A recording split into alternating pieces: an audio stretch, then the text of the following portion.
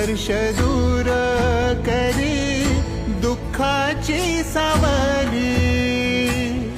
गुरु भेटीसाठी झाली जीवाची काहिली। भक्त तुझा गुरुदेव